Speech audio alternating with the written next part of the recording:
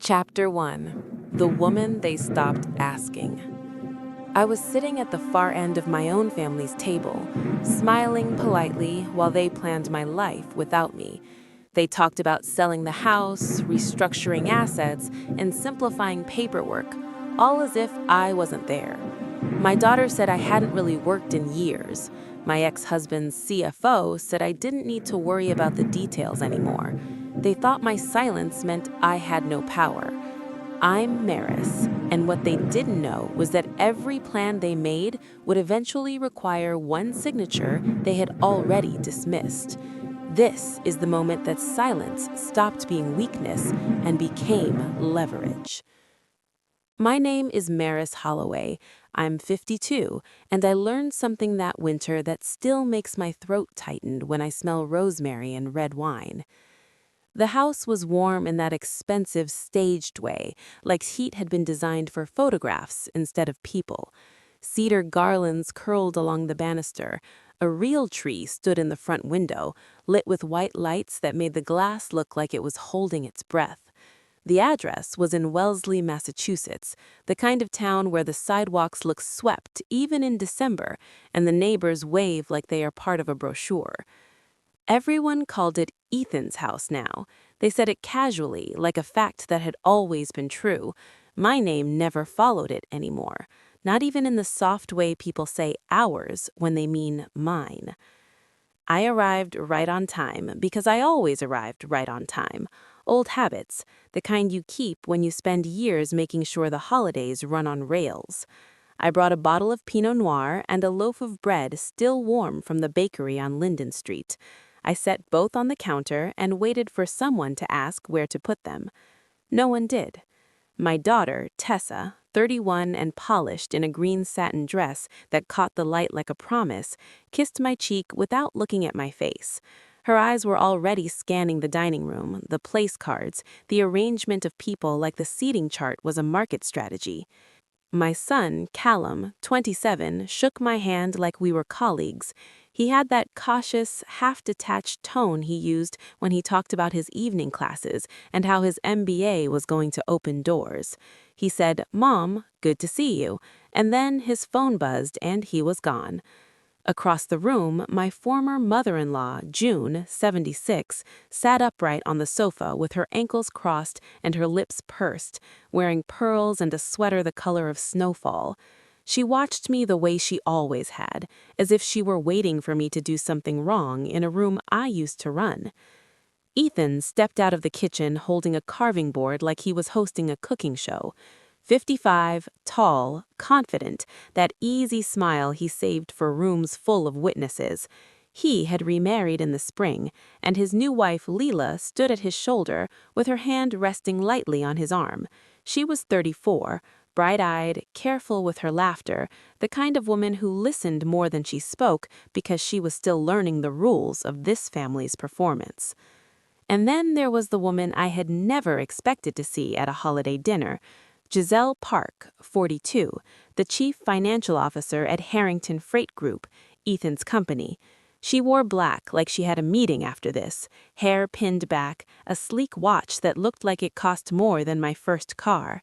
She moved through the house as if she belonged here, because in a way she did. When I walked into the dining room, I noticed my seat immediately. End of the table, near the window, closest to the draft. The place card said Maris, written in a neat hand like someone was labeling a storage bin. Tessa sat near Ethan. Callum sat near June. Leela sat in the center, smiling, the new centerpiece. Giselle took the seat on Ethan's other side, close enough that their elbows could brush when they reached for the same dish. It felt intentional. It felt like the first quiet decision of the night. I slid into my chair and smoothed my napkin across my lap. I did not comment on the cold glass at my back.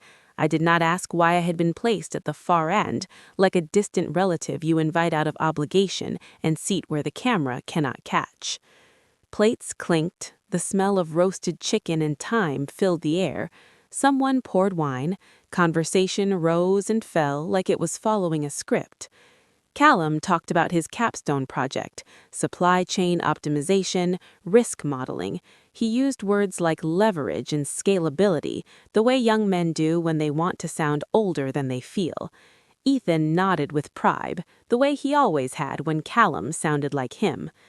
Tessa talked about her marketing job in Boston and how her boss had finally noticed her, how she was being considered for a lead role. She said it with a brightness that looked like confidence until you watched her hands twist her napkin underneath the table. June asked questions that were really statements. So busy, so ambitious, so successful. She did not look at me when she said successful. I kept my face calm. I chewed slowly. I smiled when it was appropriate. I listened. Ethan lifted his glass and said a few words about family and growth and fresh starts. His gaze slid past me like I was part of the furniture. Then Giselle leaned forward, her voice smooth, professional, as if she was still in the office. She said, "It's going to be a big year, Ethan. The expansion plan will finally make everything cleaner." "Cleaner," Ethan echoed, amused. Giselle nodded. She looked down the table, her eyes flicking to me for the briefest moment before moving on. She said, "After the new year, we can streamline the asset structure, consolidate, reduce friction, make sure everything sits where it should." Tessa laughed lightly. She said, "That sounds nice, like decluttering, but with money." Callum smiled. He said, "Is that about the company or everything else?" Giselle's mouth curved. She said, "Both, if we do it right." Ethan took a sip of wine. He said, "We have been meaning to handle the house paperwork anyway. It's overdue. No point in keeping things complicated." House paperwork. The words landed soft, but they had weight. Leela nodded along, eager. She said, "I can help with organizing. I love paperwork." I watched her smile, and I saw the truth in it. She thought this was about folders and labels and being useful. She had no idea what kind of paperwork they were talking about. I set down my fork and glanced at me like she was finally remembering I existed. She said, "Maris, what are you doing these days anyway? You must have so much free time now." It was delivered like a question, but it was not. It was a verdict. Before I could answer, Tessa tilted her head, a small frown of concern that looked rehearsed.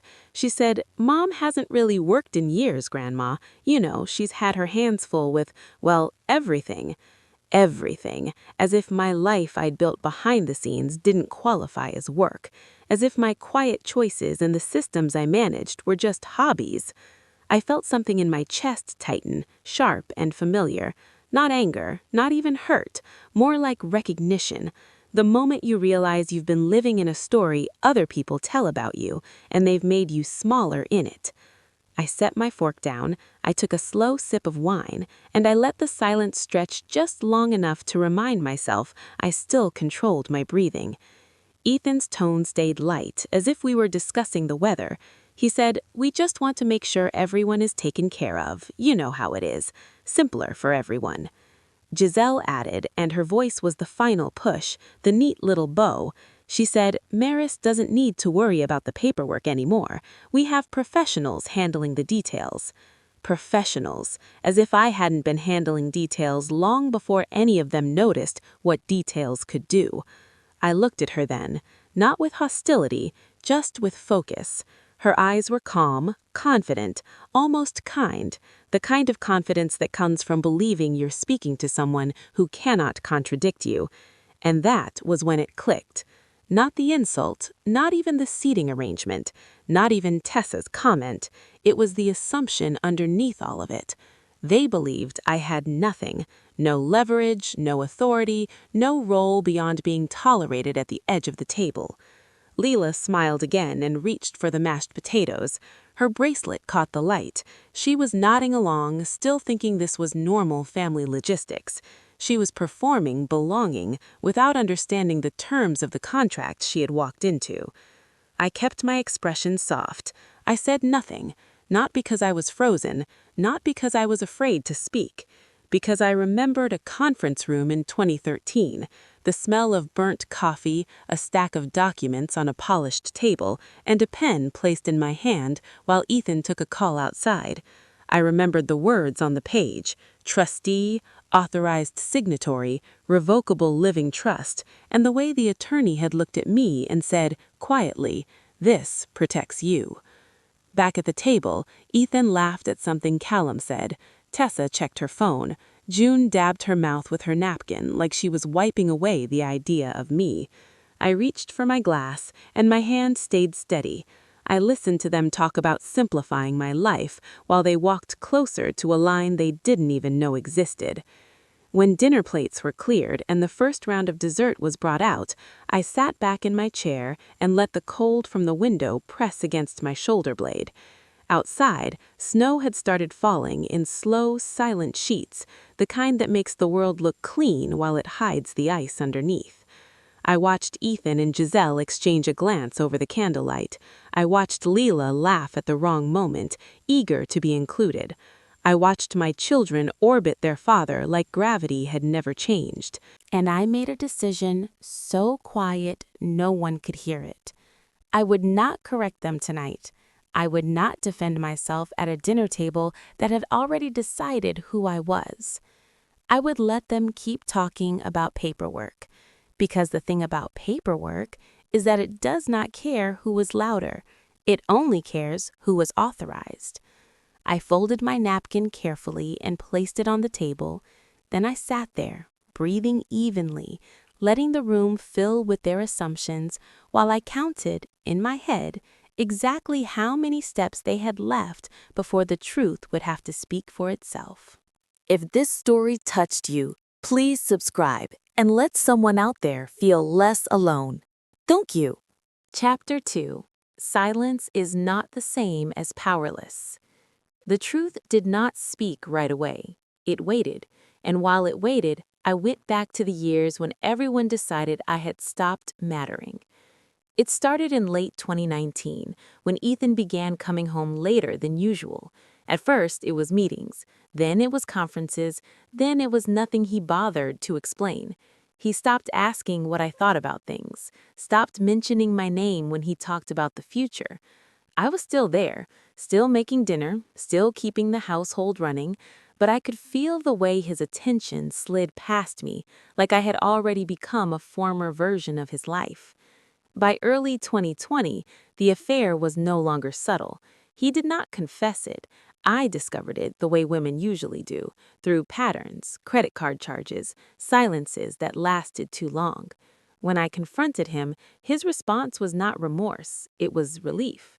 He said he felt like we had been living parallel lives for years. He said maybe it was time to admit we wanted different things. What he meant was that he wanted someone who made him feel admired again. We separated quietly in 2021. No screaming, no public scenes, just a shift. He moved out, the house became quieter, friends chose sides without ever saying they had chosen, and my children learned a new way to look at me. One afternoon, not long after the separation, my daughter Tessa came by for coffee. She sat at the kitchen table, scrolling on her phone, barely touching her mug. Finally, she looked up and said something that stayed with me longer than any insult Ethan ever delivered. She said, "Mom, you have to understand how this looks. When people ask what you do, I never know what to say. It makes things awkward. It makes it harder for me to move forward." I asked her what she meant by forward. She sighed, frustrated, like I was missing something obvious. She said, socially, professionally, people respect ambition. They respect titles. They respect movement. I remembered nodding, not because I agreed, but because I saw how deeply she believed it. In her world, silence looked like stagnation, and stagnation looked like failure. That was the moment I understood the story they were telling about me. Stay at home, divorced, no clear role, no visible power. They were wrong, but they were wrong quietly, which meant I had the advantage. A week later, I was sitting in a glass conference room in Midtown Manhattan across from Margaret Ellis, the attorney who had helped me years earlier when everything still looked stable from the outside. She was in her early 60s, sharp eyes, practical voice, the kind of woman who never wasted words on drama. She slid a folder across the table and asked me how I was holding up. I told her the truth. I said I was tired of being underestimated. She gave a small smile and opened the folder. Inside were documents I had not looked at in years because I had not needed to. The Holloway Family Trust, established in 2012, revocable, structured carefully. Margaret tapped the page where my name appeared again and again. She reminded me that I was the sole trustee, not co-trustee, not secondary, sole. Any material change involving assets tied to the trust required my authorization. She said this was put in place because you wanted control without conflict. You wanted protection without spectacle. I nodded. I remembered that woman, the one who planned for storms she hoped would never come. Margaret asked if Ethan had mentioned any restructuring. I said not directly. She nodded, unsurprised. She told me to keep my eyes open. From there, I went to see Noah Bennett. He was a financial consultant I had worked with quietly over the years, helping me track what the trust supported without drawing attention. We met at a small office near Bryant Park, the kind with outdated carpet and excellent coffee. Noah pulled up records on his screen and walked me through them slowly.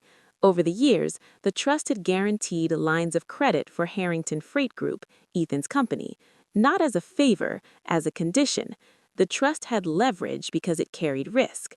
Noah pointed to a clause buried deep in the agreements, a covenant that required trustee approval for any major restructuring tied to those credit lines. He leaned back in his chair and looked at me. He said if they change the structure without your sign-off, the whole thing freezes. I felt something settle in my chest then. Not excitement, not revenge, just clarity. They thought I was disengaged. They thought I had drifted away from the details. They thought I was too busy being invisible to notice what mattered. What they did not know was that I still read everything, quietly, thoroughly. The confirmation came by accident, or maybe it came because people stopped being careful around those they no longer respect. Late one night, while sorting through forwarded emails that still came to an old family account, I saw a thread I was not meant to see: internal correspondence between Ethan and Giselle Park, the company's chief financial officer. The language was cautious but telling: discussions of alternative structures, workarounds, a suggestion that the trust covenant could be bypassed with the right entity shift. Giselle wrote that it would keep things clean and avoid unnecessary involvement. Unnecessary involvement, meaning me. I read the email twice, then a third time. I did not forward it. I did not print it. I simply saved it. The next morning, I called Margaret and told her exactly what I found.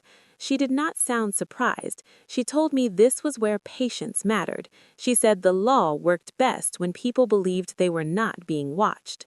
So I did not confront Ethan. I did not mention the email. I did not warn Giselle that she was misreading the structure she thought she understood. Instead, I updated records, I reviewed authorizations, I confirmed my position in writing. Everything by the book, everything quiet. At dinner with my children that week, Tessa talked about a networking event and how important perception was. Callum talked about risk management in his program and how the smallest oversight could derail an entire strategy. I listened, I smiled, I asked questions, and inside, I counted. Not days, not months, steps.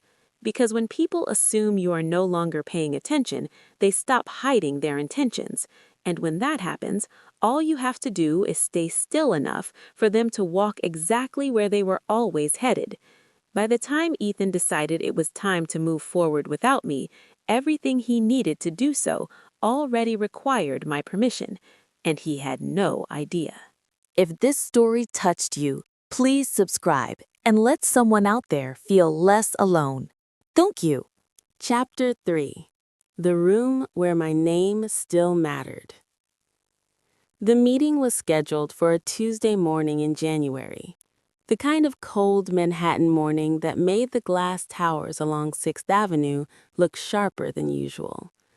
I arrived early, Not because I was eager, but because I wanted to sit long enough to feel the room before anyone decided what I was supposed to be in it. The boardroom sat on the 23rd floor of Harrington Freight Group headquarters. Long table, leather chairs, a wall of windows facing the river. Everything about the space was designed to suggest momentum, growth, certainty. I was listed on the agenda as a family representative. Nothing more. No title, no voting authority, at least not on paper the way they understood paper. Ethan stood near the screen, jacket off, sleeves rolled up. He looked comfortable, confident. He had that energy he always carried into rooms where he expected compliance. Giselle Park sat 2 seats to his right, laptop open, fingers already poised. She nodded at me when I entered, polite, professional, the kind of acknowledgement you give someone you assume will not interrupt you. Callum was there too, seated near the end of the table with a notebook on his lap. He looked up when he saw me and hesitated, like he was deciding which version of me belonged here. I took a seat near the window and placed my folder on the table. I did not open it. Before the meeting started, Callum leaned toward me and lowered his voice. He said, "Mom, can I ask you something?" I nodded. He said, "About the trust, the one Grandma mentioned once. You actually understand all that stuff, right?" I smiled, small. I said, "I understand enough." He looked embarrassed. He said, "I did not realize. I thought it was just legal background noise." I said, "It usually is until it is not." He sat back, thoughtful. That was the first time he looked at me like I might know something he did not. The meeting began with the usual language: vision, expansion, new routes, strategic acquisitions. Ethan spoke with ease, clicking through slides that showed growth curves and clean projections. He said, "We are positioned for an aggressive move this year. Everything has been aligned: financing, structure, timing." Giselle added numbers: clean margins, favorable credit conditions, investor appetite. One of the board members asked if there were any outstanding approvals. Ethan smiled. He said, "Everything has been handled." I watched Giselle out of the corner of my eye. She did not look at me. Then Margaret Ellis cleared her throat. She had arrived quietly and taken a seat closer to the center of the table. She wore a navy blazer and carried herself with the calm authority of someone who knew exactly why she was there. She said, "Before we proceed, I need clarification on one point related to the existing credit facilities." Ethan turned toward her, still relaxed. He said, "Of course." Margaret opened a thin folder. She said, "The current line of credit contains a covenant tied to structural changes. Any reorganization connected to assets guaranteed by the Holloway Family Trust requires trustee authorization." The room shifted, just slightly. Giselle spoke up quickly. She said, "We have addressed that. The restructuring avoids triggering the covenant." Margaret did not look at her. She looked at Ethan. She said, "The language is specific. Any material change associated with the credit line requires trustee consent." Ethan frowned. He said, "That should not be an issue." Margaret nodded once. She said, "Then we will need the trustee's signature before moving forward." There was a pause. Not dramatic, not loud, but heavy. Giselle finally turned toward me. Her smile was polite, thin. She said, "Maurice, would you be able to sign off on this today?" I met her eyes. I said, "I am the trustee." She blinked, just once. Ethan looked between us. He said, "Yes, that's fine. Maurice can take a look later." Margaret spoke again, calm as ever. She said, "To be clear, Maurice is the sole trustee listed on the trust. Without her authorization, the covenant remains in effect." The word "sole" seemed to land differently than the others. One of the investors shifted in his chair. Another leaned back and folded his arms. Callum stopped writing. Ethan's voice tightened. He said, "This is a formality. We have already structured things accordingly." Margaret tilted her head slightly. She said, I have reviewed the proposed structure. It does not remove the requirement. Giselle leaned forward. She said, with respect, that interpretation is overly cautious. Margaret smiled, just barely. She said, caution is the job. Silence followed, the kind that stretched because no one wanted to be the first to speak into it. Ethan turned to me then, really looked at me. His tone changed, lower, sharper. He said, Maurice, why are we hearing about this now? I kept my voice steady. I said, because this is the point where authorization is required. Giselle tried to recover. She said, we can resolve this offline. No need to stall the meeting. One of the board members shook his head. He said, if there's a compliance issue, we need clarity before proceeding. Ethan exhaled hard. He said, this is unnecessary. We are all aligned here. I felt the weight of the room settle on me. Not pressure, recognition. I thought of every dinner where I had been ignored, every assumption that silence meant absence. I looked at Ethan. I said, alignment requires acknowledgement. He opened his mouth, then closed it. Margaret gathered her papers. She said, until trustee authorization is confirmed, the expansion plan cannot move forward. Giselle's jaw tightened. She said, this will cost us time. I said quietly that was possible. The room stayed still.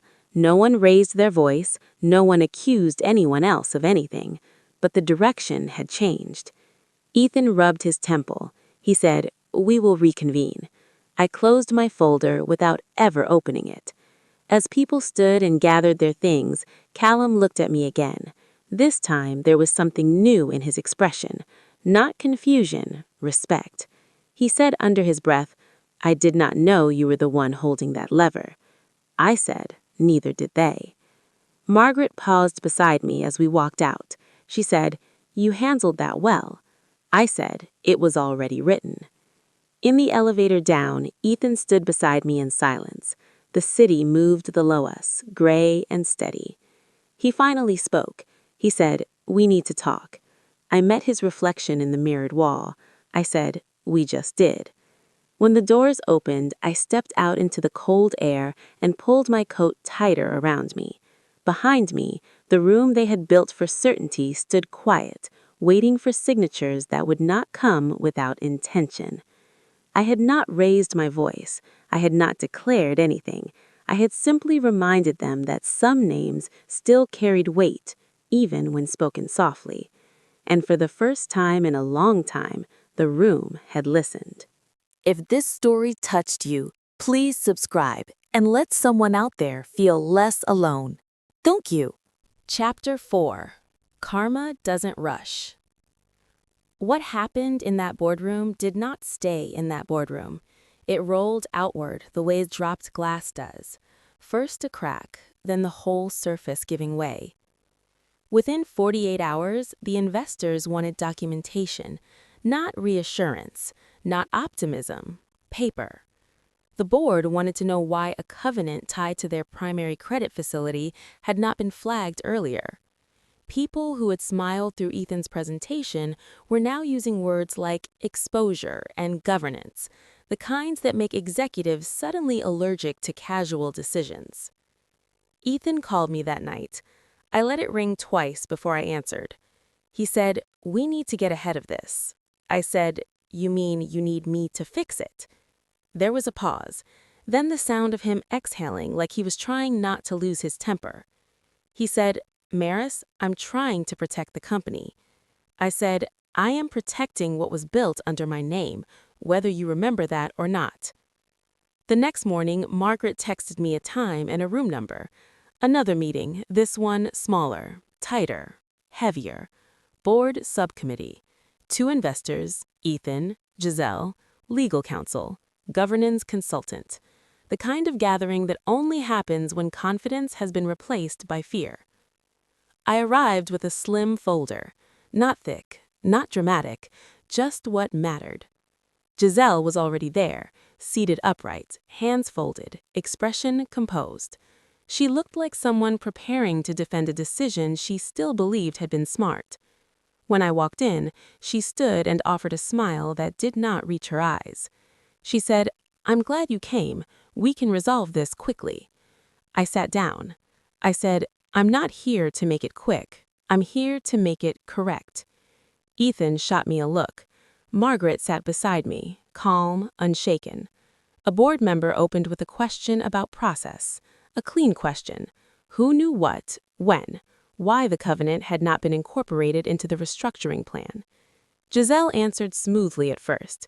She said, "The plan was designed to avoid triggering the covenant. The language is broad, but we believed our approach fell outside material change." One of the investors leaned forward. He said, "Believed is not a policy." Giselle's jaw tightened. She said, "We had to move fast. Market conditions favored us. Delaying would have been irresponsible." I could feel the room turning, not toward me, but toward accountability. Then Giselle did what people do when the ground shifts under their feet. She looked for someone else to blame.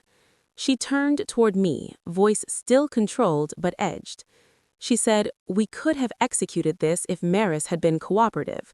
Her refusal to sign immediately is what stalled the expansion." Ethan did not correct her, not right away. His silence was its own kind of betrayal, familiar in a different outfit. I kept my face still. I let the accusation hang there long enough for everyone to hear it clearly. Then I opened my folder. I slid one page across the table, the covenant summary, extracted and highlighted by legal counsel, signed years ago, tied directly to the trust guarantee. I said, "This is the clause. It does not say negotiate later. It says prior authorization." Giselle's eyes flicked down.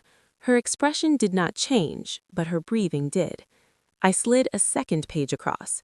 I said, "This is the trustee designation, sole trustee.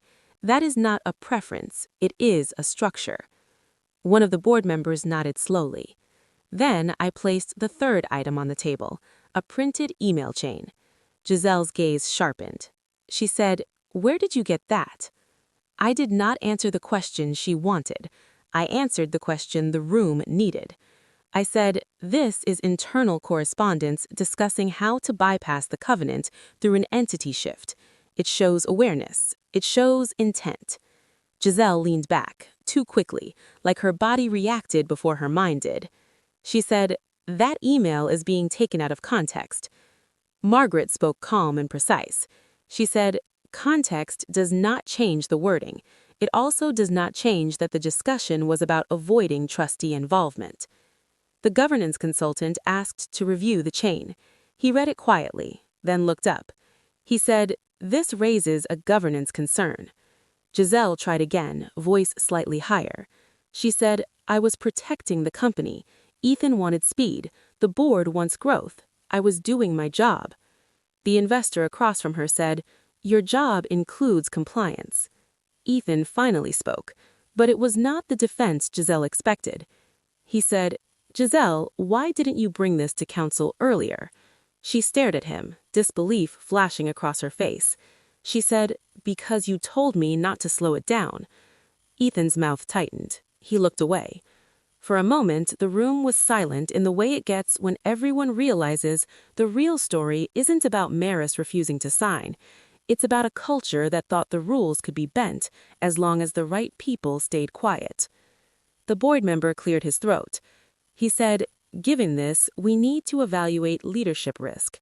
Giselle's composure cracked just a little. She said, "So you're going to scapegoat me?" The governance consultant said, "No one is scapegoating. We are mitigating."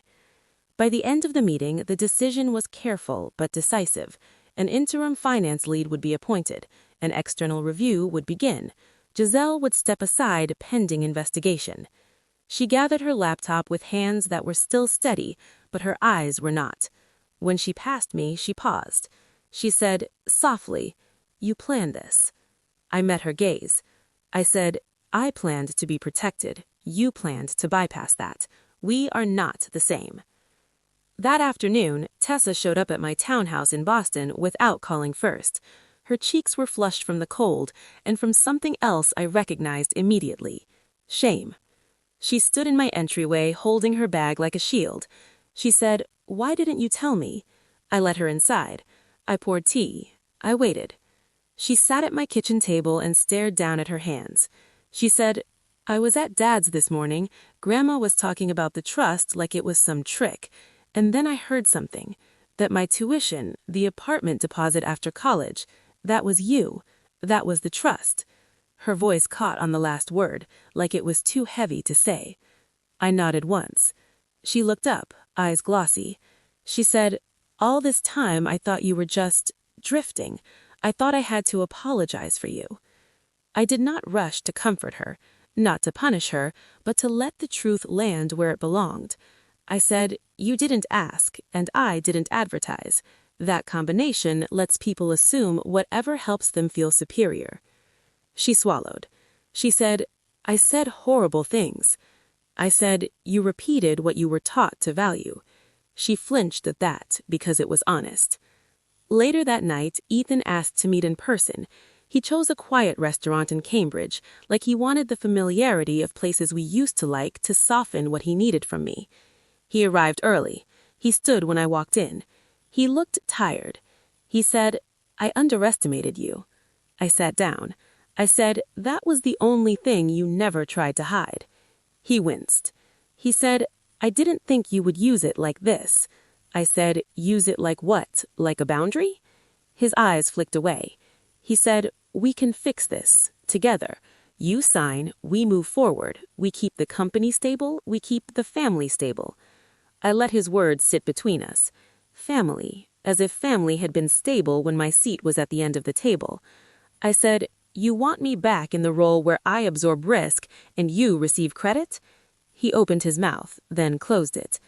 I leaned forward slightly, voice low. I said, "Here is what happens next. The trust does not sign anything without transparency. The house does not change hands without my review. And you do not speak about me like I'm an obstacle when the only reason the company had leverage in the first place is because I signed to protect it years ago." Ethan's throat bobbed. He said, "So that's it. You're going to punish me." I shook my head. I said, "This is not punishment. This is self-respect. There's a difference." He stared at me, and for a second I saw the man I married, the one who loved I was steady. Then I saw the man he had become, someone who only valued steadiness when it served him. When we stood to leave, he reached for my arm and stopped himself. He said, "What do you want?" I looked at him, and I surprised myself with how calm I felt.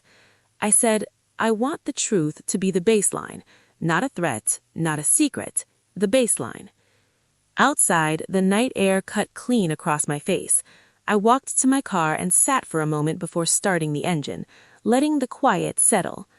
Karma didn't rush. It never needed to. It just waited for people to keep stepping forward, confident they wouldn't be stopped, until they reached the part of the story where the rules finally mattered. If this story touched you, please subscribe and let someone out there feel less alone. Thank you. Chapter 5. What I Kept. Morning came quietly, the way it does when a storm has already passed and there is nothing left to argue with. Light filtered through the bare branches outside the Westchester house, pale and honest. I stood at the kitchen counter, grinding coffee beans by hand, listening to the soft rhythm, letting the day arrive without asking anything of me. The house felt different now, not emptier, clearer. It was still the same place with the same floors and the same window that caught the sun just right around 8, but it no longer felt borrowed. It felt returned. I poured the coffee and carried the mug to the window. Outside, the lawn was dusted with frost, the edges sharp and clean. I watched my breath fog the glass for a moment before it faded on its own. I had not taken anything back, not the house, not the company, not even my place at the table. What I had done was simpler than that. I had stopped allowing other people to decide what my silence meant. That shift was subtle, but it changed everything. Callum came by later that morning. He did not announce it, he never did. He knocked once and stepped inside, carrying the same worn backpack he had owned since college. He looked older than he had a few weeks earlier, not in his face, but in the way he stood. He said, "I withdrew from the program." I turned from the counter and waited. He said, "Not permanently, just for now. I need to understand why I was chasing it so hard." I nodded. I did not rush to reassure him. I did not tell him it would all work out. He was past that stage. He needed space to decide what mattered to him without performing ambition for anyone else. He looked around the kitchen, then back at me. He said, "I thought power was about being the loudest person in the room, or the one with the title. I never noticed how you moved until I saw everyone else stop." I smiled, not with pride, but with relief. He stayed for coffee. We talked about small things, books, a place he wanted to travel, nothing urgent. When he left, he hugged me longer than usual, the kind of hug that carries recognition instead of obligation. Tessa came by that afternoon. She stood in the doorway for a moment before stepping in, like she was waiting for permission. She said, "I am trying to learn how to listen instead of measure." It was the closest she had ever come to an apology without asking to be comforted for it. She helped me make lunch. She asked questions, real ones, about how the trust worked, about what it meant to plan without needing applause. I answered what I could and let the rest remain hers to figure out. At Harrington Freight Group, things moved more slowly after that, intentionally. The board requested revised governance policies, transparency clauses, oversight that protected the people who kept the company running quietly, without press releases or keynote speeches. Ethan called to tell me they had accepted the conditions tied to the trust, not with resentment, with something closer to humility. He said, "The employees deserve stability." I said, "Then this is how you give it to them." We did not talk about us. We did not need to. That chapter had closed the moment he stopped seeing me as an equal. What mattered now was not restoring something broken, but refusing to pretend it had never been whole. In the late afternoon, I went upstairs and opened the study. The room smelled faintly of paper and wood polish. I sat at the desk and pulled out the trust binder, thick but familiar. I flipped through the pages slowly, not searching for anything in particular. Each signature told a story. Each clause was a decision made by a woman who had trusted herself enough to prepare. I closed the binder and slid it back onto the shelf. That was when it hit me. Not triumph, not revenge, just a deep sense of alignment. What I had kept was not money or control or leverage, it was authorship. The right to decide how my life was structured and when my voice entered the room. Outside, the sun dipped lower, turning the frost to water. The world moved on without commentary. I returned to the kitchen and rinsed my mug. I wiped the counter. Ordinary actions, grounding ones. If this story had ended differently, it might have been louder. There could have been shouting, accusations, public victories, but that was never my style. I did not need a moment that burned bright and fast. I needed one that lasted. I learned that power does not announce itself. It does not argue to be seen. It waits until it is required. Then it holds. If you have ever been overlooked because you were not the loudest person in the room, remember this. Real authority is not about who speaks first or hardest. It's about preparation, clarity, and knowing exactly where you stand when the rules finally matter. If this story resonated with you, I would love to hear what moment in your life made you realize you had more influence than anyone believed. Share it, and stay with me. There are more stories where this one came from, and sometimes the quietest voices carry the clearest truths.